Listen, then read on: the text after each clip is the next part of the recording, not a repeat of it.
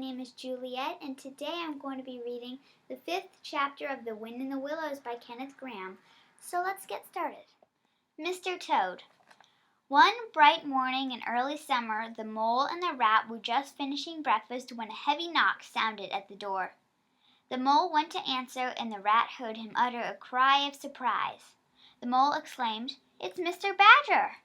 It was a surprising thing indeed that the badger would visit anyone.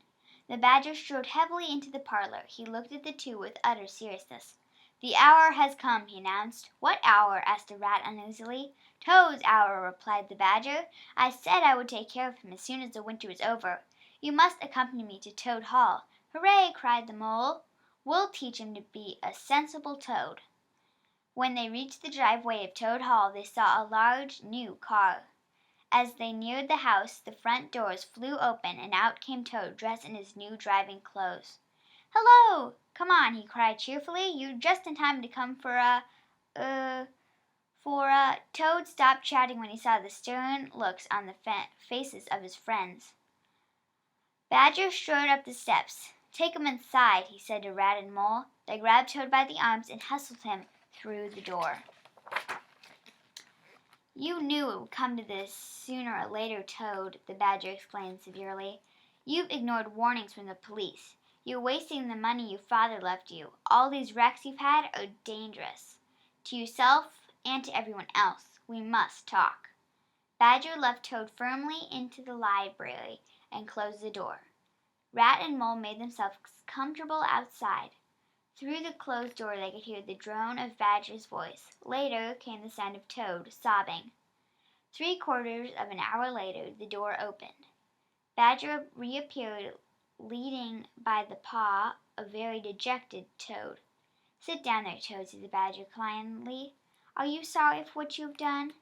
There was a long pause. Toad looked all around while the others waited in silence. At last he spoke.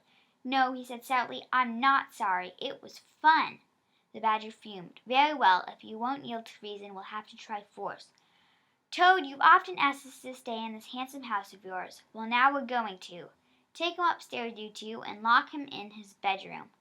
"It's for your own good, Toady," said the rat kindly, as he and the mole hauled the Toad up the stairs.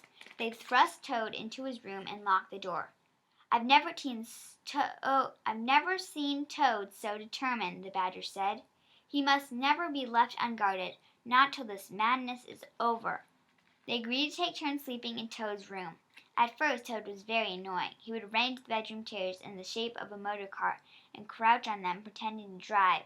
Then he would suddenly sound crash, somersault, and lie on the floor amid the upturned chairs. As time passed, the seizures became less and less violent, but Toad did not seem interested in anything else, and he became depressed and listless. One fine morning the rat went upstairs. "How are you today, Toady?" he asked as he approached Toad's bedside. "Oh," moaned the Toad, "I've been such a bother. I mustn't ask you to do me a favor."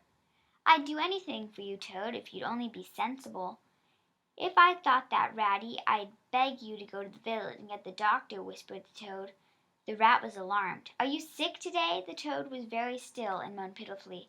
"You are sick." The rat patted the Toad's paw. "Don't you worry, I'll be back in a blink of an eye." He left Toad's bed, locked the bedroom door, and ran for the doctor's house. As soon as he heard the key turn in the lock, Toad jumped lightly out of bed. He dressed in his best suit and took a bundle of cash from his bureau. Then he tied the bedsheets in a rope, knotted an end to the bed, and scrambled out the window.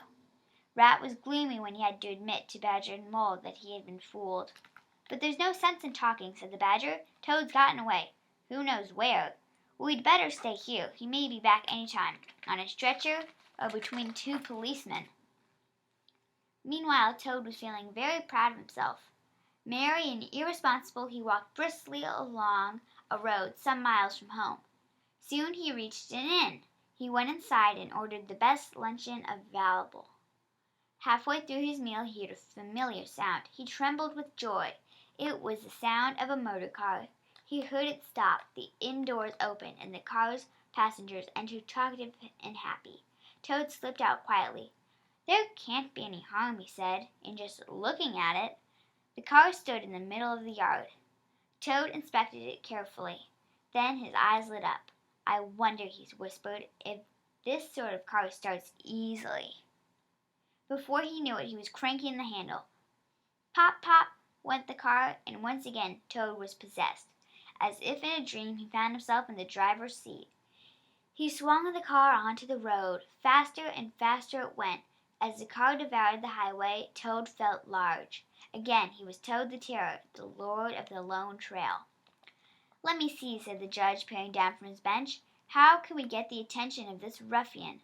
First, he has been found guilty of stealing a valuable motor car. Second, he has been found to be a danger to the public. Third, he has been rude to the police." "Prisoner, stand up," commanded the judge. "This time you are going to jail." Policemen put chains on Toad's feet and dragged him away. Soon a rusty key creaked in a lock, and the Toad found himself in the dungeon of the best guarded prison in the land.